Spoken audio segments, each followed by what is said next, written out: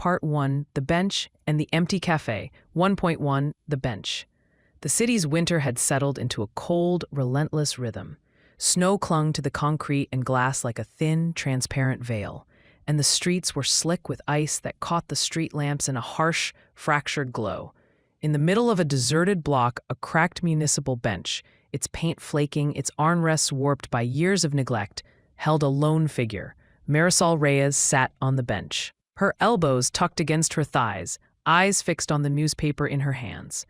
The paper, a faded copy of the City Herald, lay open before her, its headline a stark, black and white announcement of a new zoning ordinance. Her jacket, once a bright red, was now a dull, threadbare gray that had seen better days. A small, hand-stitched patch of her old blue school shirt was the only thing that still had any color. She had found a way to keep the city's heat off her back. A blanket of blankets, a warm mug of coffee she'd saved from a break in a downtown cafe, and the kindness of strangers who occasionally tossed her $1 or a sandwich. The city, in its vast indifference, seemed to turn its gaze elsewhere when she was on that bench. A taxi idled to the corner, its driver's eyes flitting between his own reflection in the rearview mirror and the woman on the bench. He honked once, a sharp, metallic sound that cut through the ambient noise. "Hey!" he shouted, slamming his hand against the glass. The driver's voice was impatient, almost cruel. "Move, lady, move!" Marisol stared at the honking taxi, her eyes cold, and then she simply went back to the newspaper. The driver, feeling slighted by her lack of response, turned to the next street. His voice echoed down the empty block. "You're useless. Who do you think you are?" The policeman's presence was a slow, deliberate motion. A white uniformed officer, badge gleaming in the dim light, stood near the corner. His eyes flicked to Marisol, assessing. He let out a weary sigh, the sound almost like a prayer to himself that he could find his way back into a life he had left behind. He walked past her, ignoring the fact that he had, before he had ever known she existed, brushed her shoulders with his arm, while she was still holding a cup of cold coffee. He passed by the same bench, the same winter snow, the same moment of stillness. A teenage trio, the boys from the block, stood over her bench. They were 4 teenagers, 3 boys and a girl, all with earbuds in, oblivious to their surroundings. They laughed, but the laughter was sharp, a thin, scornful bark that cut Marisol's head off. One of the boys, a lanky kid with a chipped tooth, leaned in and tossed a plastic bottle into her lap. "Hey, see this?" he grinned. "You're just a problem." She stared at the bottle. Its cap was still clutched in his hand, the bottle still half full of water. The teenager, a cruel smile spreading across his face, let the bottle clatter onto the bench. The water splashed onto her hands. She pushed the bottle aside with her heel, leaving a faint scar on her foot. The scene had a rhythm. Honk, shout, sigh, laugh, bottle. It had become the soundtrack of Marisol's winter.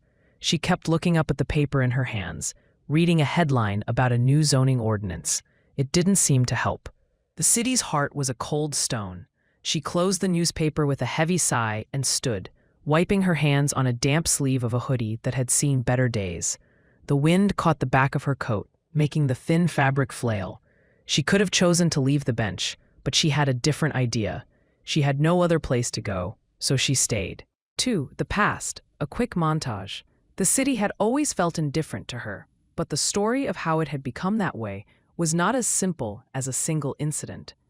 It had been a series of unglued moments, a cascade of losses that left her on the verge of an invisible abyss. The youth.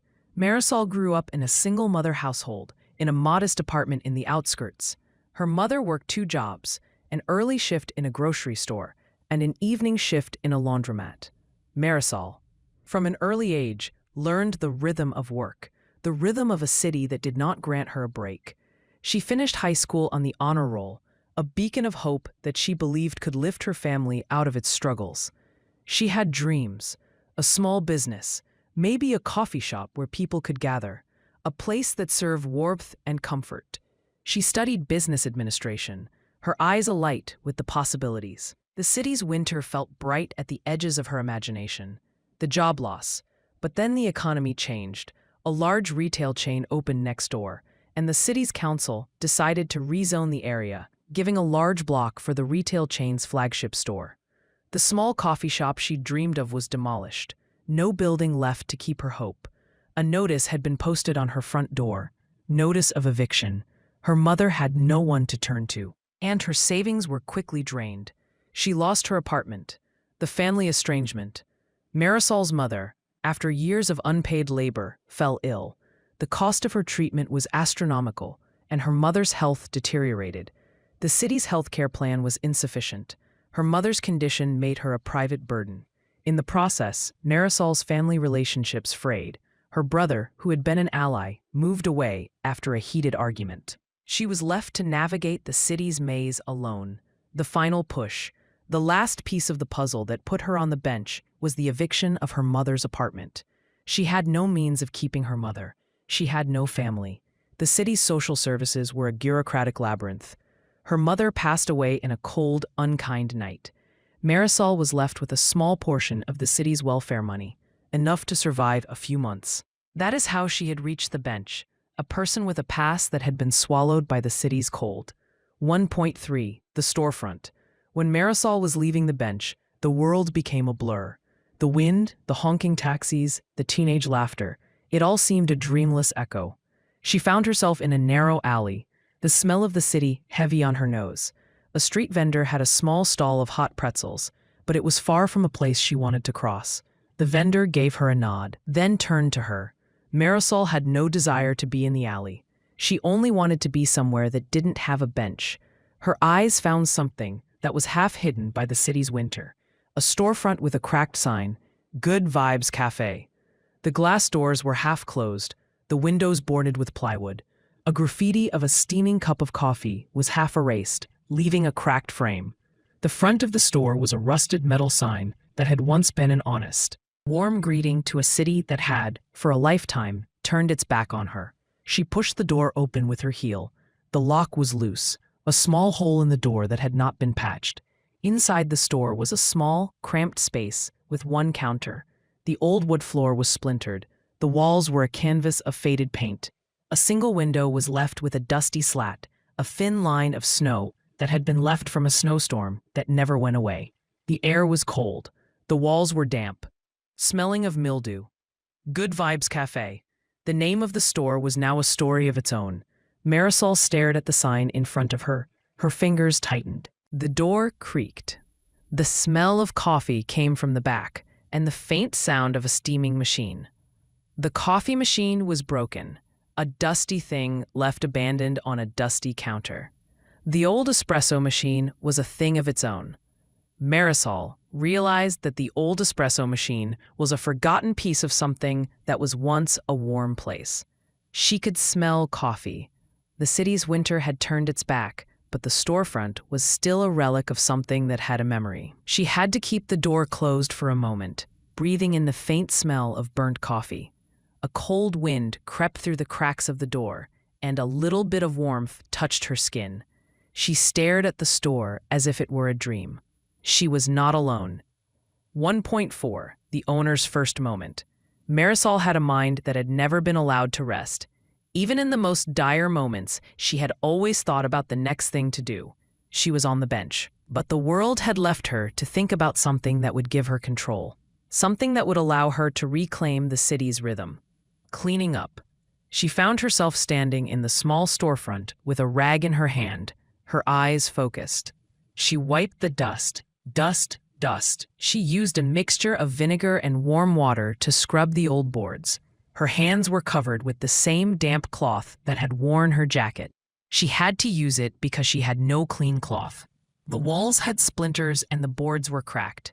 She pressed her palm against them to feel the grain of the wood, the sense of an old building that had become a blank canvas. She stood there for a long time, the cold wind blowing through the cracks of the storefront. The city's winter had been relentless, but the store's interior had a new sense of warmth. The store was a blank canvas. She found the espresso machine in a yard sale. The vendor had had a coffee shop, but he had sold it to a stranger in the city's market. The espresso machine was old, but it was functional. She found a box of spare parts at the yard sale, some spare parts that she could use to fix the machine. She pulled the espresso machine, heavy as a sack of bricks. The machine was old, the handle worn from use. She took the coffee machine to the back of the store. She had to find a way to bring the machine into the store. She carried the machine as if it was a precious treasure. When she set it on the counter, the sound of metal hit wood echoed like a drumbeat in the empty storefront, painting and naming. She ran her fingers across the old wooden counter. The old paint was peeling. The wood was a dull yellow. She found some paint on the sidewalk, a small bucket of yellow paint that had fallen from a bag on the street. She mixed it in a small bucket she found on the bench. She painted a new Good Vibes Café sign over the old broken sign. The new sign had a bright, cheerful yellow. When she looked at the new sign, she realized that it was her new life. The sign had been painted in her own hands. It had become a new piece of her identity. It was a piece of herself that had never been there. The first opening. She had a dream. She could not let the city's winter freeze her again. So she opened the cafe on a quiet morning. The door, which had been half closed, was now open. The old lock was removed. The front of the cafe was a small new sign. The cafe smelled of fresh coffee. The air had a faint scent of burnt espresso. She stood on the counter. A light breeze blew through the door. The city's winter still had a chill, but the cafe had a warmth. It was a place that was not a bench, but a place where people could gather. She had a chance to give something back. 1.4 Moral Touchpoint. As the first customers walked into the cafe, Marisol greeted them with a smile. She had no intention of turning them into money. Her guiding principle was treat everyone right, even though the customers were not paying customers, because she had no pay. She served an old woman who had come in to sit with a steaming cup of tea. The old woman was the only one who could have said something that would make the city's winter a little less harsh. She looked up at Marisol and thanked her. Marisol responded with a nod and a gentle smile. A street vendor, who had always had a hot pretzel, had a chance to sit in the cafe. Marisol offered him a warm cup of coffee with a free pastry. The vendor had a small, bright smile that he had never seen before. They talked for a moment. They exchanged something that was not money, but the chance to be seen. Marisol had become a community cafe that was a place of refuge. It was a place that she could not forget that was her. Part 2, The Cafe Grows. And the city's grasp returns end. 2.1, The First Day of Business. On a gray morning that seemed to have no warmth, Marisol walked out of her bedroom and turned the lock on the front door of the Good Vibes Cafe. She had spent the night painting the sign, wiping down the counter, and setting out a small wooden table with a single cushion and a chipped ceramic mug that she'd found in the dumpster next to the abandoned storefront. The air inside the cafe was faintly sweet with the scent of freshly ground beans and vanilla. "Good morning, senor," Marisol called, waving a hand as she slid a pot of coffee over the counter. A young woman, maybe 20-something, appeared from the back alley. She was carrying a backpack and a half-stained jacket, her face a mix of exhaustion and hope. The woman paused in the doorway and then slid into a chair opposite Marisol. She pressed the coffee into Marisol's hands. "Thank you for the coffee," she said. Her voice was tired, but she managed a smile. Marisol nodded. "It's nothing. I'm just glad you're here." The first few customers were the regulars of the block. A lonely office worker named Jason, a street vendor named Luis, an elderly woman named Mrs. Ramirez, and a college student named Maya. They all came at different times, each with a story that would, as it turned out, be threaded together by a single place, the cafe. Their visits were simple but meaningful. A conversation with a stranger, a free pastry, or a listening ear.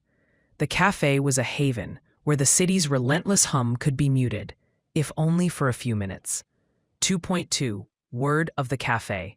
It wasn't long before the Good Vibes Cafe became part of the neighborhood's unspoken folklore. The scent of fresh coffee and warm pastries began to drift beyond the thin plywood walls. A child who had been crying at a bus stop followed her mother's footsteps, peering into the cafe and peeking over the rim of a window. She pressed her nose against the glass, her eyes wide with curiosity. "Why is the coffee so good?" her mother asked, her voice a mix of curiosity and gratitude. "Where does the coffee come from?" "It comes from the Good Vibes," Marisol answered, her eyes twinkling. "It comes from the people who believe in a better tomorrow." The word spread across the block. A local barista, a musician, a city employee, even the mayor's office, through the office assistant, would hear about the cafe. The cafe's reputation grew as a place where people could be themselves. The place did not ask for anything but a smile. It gave back. When a news outlet caught wind of the cafe, they wrote an article titled, "The Cafe That Turns the City's Ice into Warmth." The article featured photos of Marisol wiping down a counter with a rag that still had the city's snow on it, her hands stained from the coffee, the old espresso machine humming, the bright yellow sign that had a life of its own. The story caught the attention of the local newspaper. A reporter named Aaron, who was known for covering local success stories, arrived at the cafe on a bright morning. He set his recorder on the counter and asked Marisol about the cafe. "What's your vision?" he asked. Marisol looked into the coffee pot, then into Aaron's eyes. "I want to give this city a place to breathe," she said, her voice steady. "I want the people to remember that they are not just numbers on a ledger. They're people, each with a story." Aaron nodded, scribbled notes on his pad, and promised to write a piece. When the article was published, the cafe's name was no longer just a local secret. It was an icon of resilience. 2.3. The city's reluctant praise. The city's bureaucracy is a maze of lines, approvals, and inspections. The inspector, named Officer Daniel Reyes, no relation to Marisol, but the name struck a chord, was tasked with ensuring compliance. He had seen dozens of small businesses, and he had a reputation for being methodical, but not cruel. The first time he entered the cafe, he had a look of surprise on his face. "Wow, this place is clean," he said, wiping a smudge from the counter with his sleeve. He had an easy, almost gentle smile. He took a sip of the coffee, closed his eyes for a moment, and let a smile bloom. "I didn't expect this," he said. "Maybe you'll have to show me what your policy is for the community." Marisol smiled. "We call it pay it forward. Every cup of coffee is a promise that we will donate a portion of our earnings to a homeless shelter that stays open for an extra night." The inspector was taken aback. "You do that without an organization?" he asked. "You're just a person." Marisol nodded. "We're just people.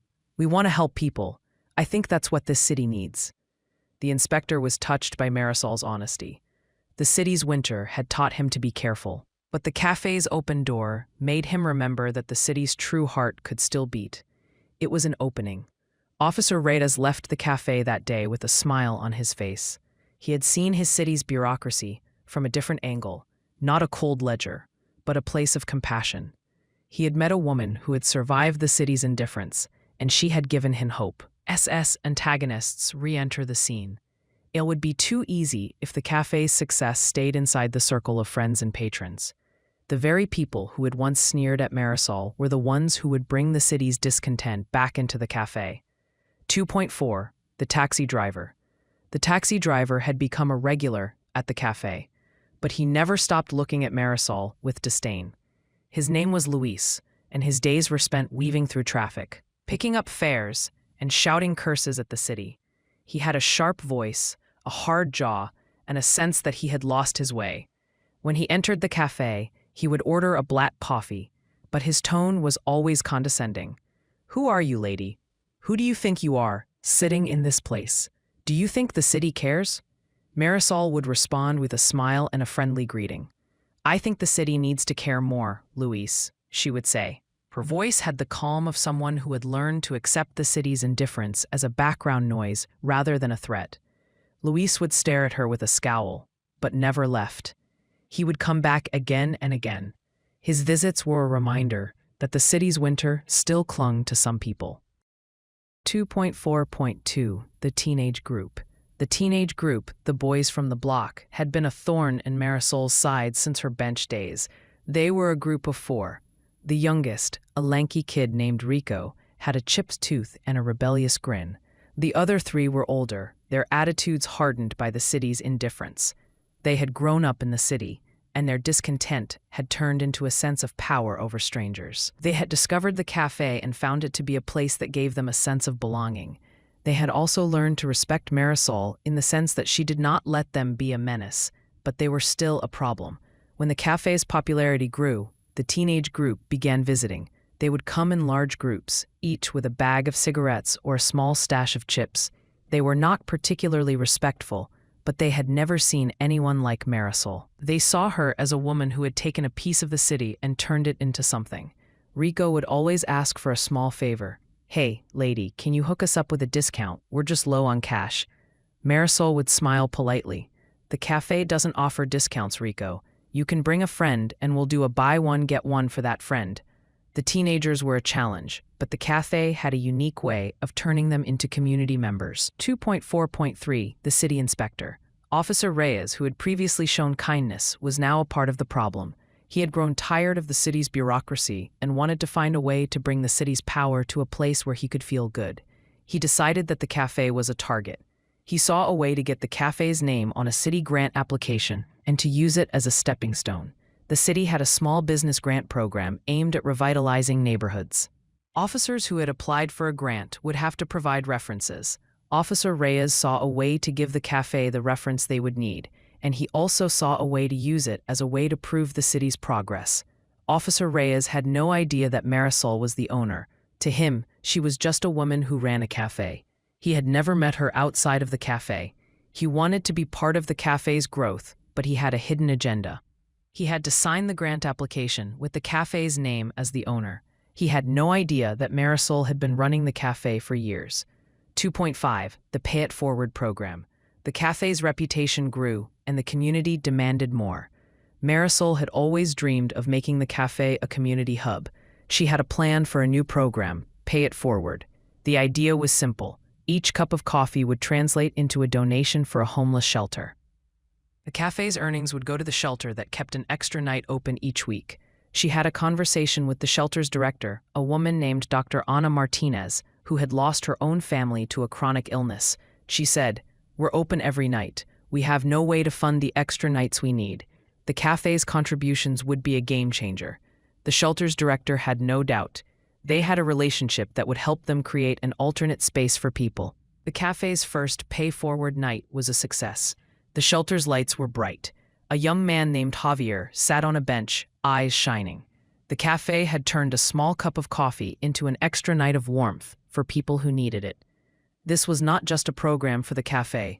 It was a program that changed the entire neighborhood. 2.6 The Growing Tension.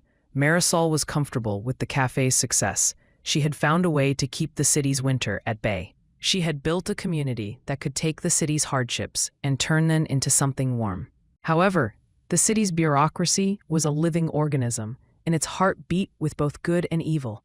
The city's city inspector had a hidden agenda. The taxi driver had a disdain for people who had not found their way. The teenage group had a sense of power over strangers. The tension began to grow. Marisol was a beacon in the winter's cold, and the city was still cold to her. She would see the taxi driver's scowls, the teenage group's discontent, and the city inspector's frustration. These characters had grown tired of being ignored and decided to take action. The city inspector, in particular, was an important catalyst. He would see how the cafe had grown, how it had turned into a community hub, and he would decide that the cafe needed more resources. He would decide to apply for a small business grant. He would do so with the cafe's name on the application, assuming that Marisol would sign off. He did not realize that the owner of the cafe was a homeless woman who had once begged on a bench. The city inspector had never seen Marisol's back before. He had only ever seen her as a person who ran a cafe. He had no idea she had been homeless. He decided that the cafe was a good candidate for the grant. He did not know that the owner was someone she'd once been sniped at. He had no idea that the city's power was now in the hands of a woman who had once been in a position that made her invisible. 2.7 The Grant Application. The grant application was a simple form. It required the name of the owner, a brief description of the business, and a few paragraphs about the community impact. Officer Reyes had found the application on the city's website.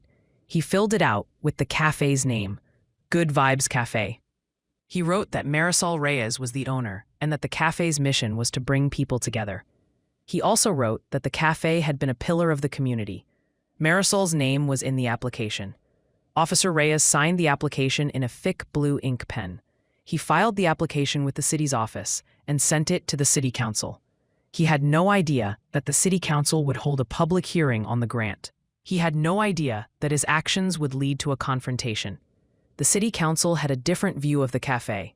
They saw it as a small business that had become an instrument for community outreach. The city council was also aware of the city inspector's actions. The city inspector was known for his efficiency, and he had a reputation for being honest. He had a reputation for not being cruel. But he had no idea that his actions could bring out a hidden truth. 2.8. The tension builds. The city council's public hearing was scheduled. It was an opportunity for people to voice their concerns, and it was also a chance for Marisol to meet the city's officials. Officer Reyes had sent a copy of the application to the city council. He was excited. He was hoping to get a quick approval. He thought that the city would be happy with the cafe's contributions to the community. The hearing would become a test of character for Officer Reyes. He would have to defend his application. He would have to defend himself in front of a council that was made up of people who had a different perspective on the city's responsibilities. The city council would also have an open mind about the city's future. It would be a moment of confrontation. The hearing had also become a moment for Marisol. She had to face the city council and the city inspector. She had to reveal who she was. She had to face the city's power. She had to ask if the city respected her. Part 3. The confrontation and the city's acknowledgement. 3.1. The day of the hearing. The city council chambers were an old building, its windows dusted with the memory of past meetings. Inside, a long oak table ran the length of the room. The city clerk sat at the back, a stack of paperwork in front of her, while the city inspector, Officer Reyes, sat with his hands clasped on the table, a look of both hope and dread on his face. Marisol arrived early. The air was cool, a draft that slid under the doors of the chamber. She had brought a folder of documents, the grant application, a letter from Dr. Ana Martinez, and a list of community members who had written to the council in support of the cafe. She wore a cardigan that had seen better days, but the jacket had a faint, comforting pattern that reminded her of the city's winter. Her first stop was the clerk's desk. She was greeted with a polite smile. "Good morning, Mrs. Reyes," the clerk said. "Do you have an appointment?" "Yes, for 10 a.m. I'm the owner of Good Vibes Café," Marisol replied, holding up the folder. "I've got the council's letter of support here. Everything's set. The city inspector is going to be here shortly." The clerk glanced at a screen, where a video feed of the city inspector waiting in a corridor flickered. Marisol left the desk, and a small crowd of people had gathered outside the chamber. Word had spread that the cafe had been nominated for a city grant. The crowd included residents from the block, a teenage boy holding a spray-painted skateboard, Siax, a young mother with her baby, an old man with a cane, and a group of college students with their laptops. They all leaned toward the chamber, their faces filled with curiosity. Inside, Officer Reyes was pacing. He had a small stack of legal documents, the grant application in hand, and a copy of the letter from Marisol. His mind was racing. He'd applied because he believed the cafe was a pillar of the community, and he'd not imagined that the cafe's owner was the woman who had once been invisible on a bench. He could feel a strange mix of admiration and dread. 3.2. The hearing begins. The city council chair, Mayor Elena Torres, entered the chamber with a calm smile. She had long been a supporter of community outreach programs. Her eyes lingered on the crowd, then focused on the oak table. "Ladies and gentlemen," she began. "Today we'll discuss the proposed grant for Good Vibes Café." The council's public hearing was a ritual. The council members would be presented with the application and a statement from the owner. The council would then listen to the public's comments. The council would then decide whether the grant would be awarded. Marisol was first. She stood, clutching her folder. The room fell silent, a gentle hush that made her feel like she was the only person in a massive ocean. She cleared her throat and began. "I'm Marisol Reyes, and I've owned and operated Good Vibes Café for the last 4 years. I opened it in 2019 after a series of hardships, including homelessness, unemployment, and the loss of my mother. I'm proud that this place has become a place where people from all walks of life can gather. We do not serve money, we serve hope. For each cup of coffee we sell, we donate a portion to the local shelter, Dr. Ana Martinez's shelter, which keeps an extra night open for those in need. We have also brought in the neighborhood's youth for community service hours.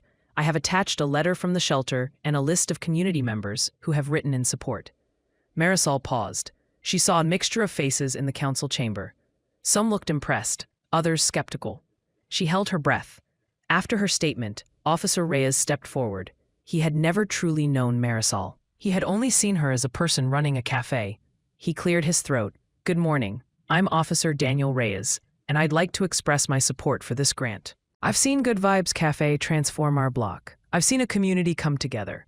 I've seen it bring a new kind of hope into our city." Officer Reyes's voice trembled. He didn't want to appear too emotional. He continued, "I'd like to point out that I applied for this grant, believing that it would give the cafe the financial backing it needs to grow. I have no doubt that it will do a great service to our community." At that point, a woman from the crowd, a young mother named Rosa, stood up. "Sir, I don't think you should know that this woman was once a homeless woman on a bench. She's a human being, and she deserves dignity. It's time for the city to recognize her and not just her coffee." A murmur ran through the room. Officer Reyes's jaw tightened. He felt a sting of discomfort. He didn't know what to say. The council chair turned to him. "Officer Reyes, perhaps we should hear from someone who knows the cafe better." "We want to hear a full perspective." Officer Reyes bowed. "I apologize." 3.3. The City Inspector's Reflection. Officer Reyes, after the hearing, left the chamber. He stood outside the building, looking at the sky. He thought about the woman on the bench. He had never realized that the city's bureaucracy was so powerful that it could make a homeless person disappear. He felt guilt and shame. Later that evening, Officer Reyes went to his apartment. He pulled up a video of Marisol in the cafe, laughing with a patron. He saw the way she served coffee with an open heart, the way she smiled at the teenage group, the way she handed out pastries to a child who had just come from a school. He realized that the cafe was more than a business. It was a lifeline. He thought about how the city's grant program could help not only the cafe, but also the homeless community. He thought about the city's neglect, about the city's promise of hope. He felt a need to make a change. 3.4. City Council's decision. The council members took a recess to discuss the application. They had a written report that they had prepared, the cafe's financial statements, the letter from the shelter, and the community's support letters. The council had to decide whether to approve the grant. Mayor Elena Torres called a roll. The council was in agreement that the cafe was an asset. They all leaned forward. The conversation was heated but respectful. The final decision was unanimous. The grant would be approved. The council pledged an amount of $30,000 for the cafe's renovation, equipment upgrade, and community outreach programs. The council chair announced the decision. Good Vibes Café will receive a grant of $30,000 to support its continued community engagement. We recognize the cafe's efforts to bring people together and to help the homeless. We will honor the cafe as an emblem of community resilience. Officer Reyes's hands shook as he heard the announcement. He felt a mixture of relief and shame. He had played a role in the grant, but he realized that his actions were not the only reason it was granted. He felt grateful for the cafe's impact. 3.5. The city's acknowledgement. The next day, the City Council released a press release. The City Council awards grant to Good Vibes Café, recognizing community resilience. The release mentioned that the cafe had helped over 500 people in the past year, had created a community center for youth, and had supported a shelter. It called the cafe a symbol of hope and community engagement. The local newspaper printed an article about the cafe's journey from a bench to a community hub, emphasizing how the city's bureaucracy had inadvertently supported the cafe through the grant. It included a photo of Marisol standing in front of the cafe with a big, proud smile. Officer Reyes was invited to a community event at the cafe to thank Marisol and to speak about his experience. He took the stage and he said, "I wanted to thank the cafe for reminding me that the city can be a good thing, not just a bureaucratic machine. I want to thank Marisol for making me realize that a person can change the city from the inside out." The city also announced that they would be creating a program that would help homeless individuals get access to small business opportunities. They partnered with the cafe and the shelter. They created an internship program that helped people learn barista skills and business management. And Marisol's reaction. Marisol was overwhelmed. She looked at the press release, at the photo. She saw the city's acknowledgement. She thought about the bench. She thought about her mother. She looked at Officer Reyes's speech, at the city inspector's reflection. She realized that the city had changed, at least in a small part. She invited all her patrons to the event.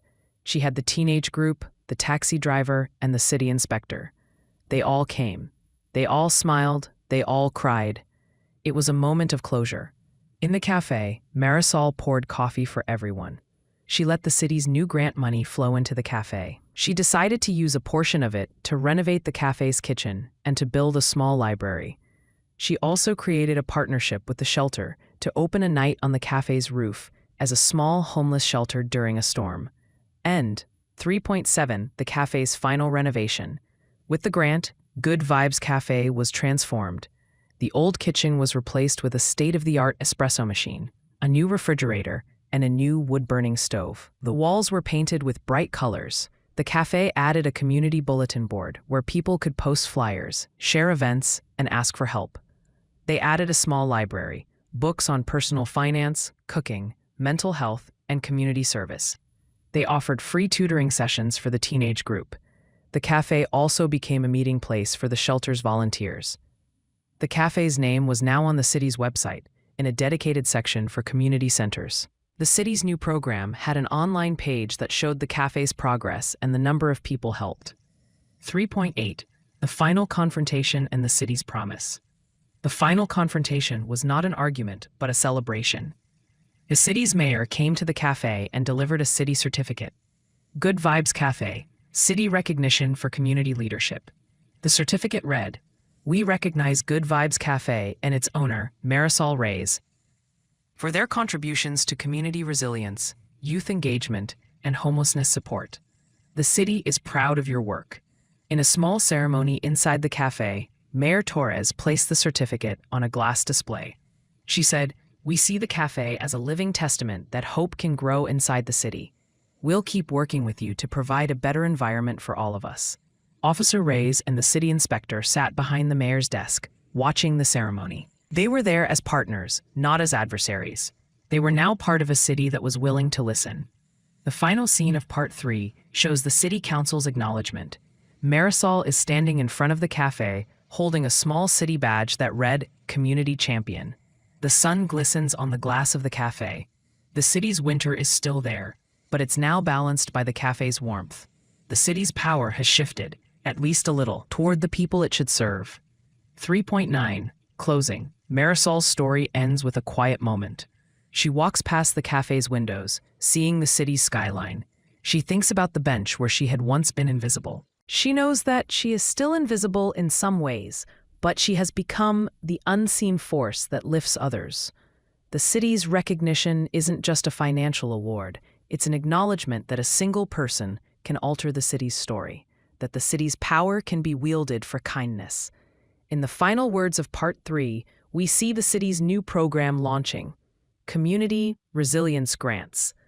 It's designed to help other small businesses and homeless individuals. It's a program that will keep growing the city's spirit.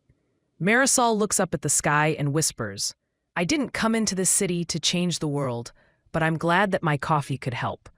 And the city listens back, a soft wind humming through the cafe's windows, promising a future where hope and community are no longer invisible,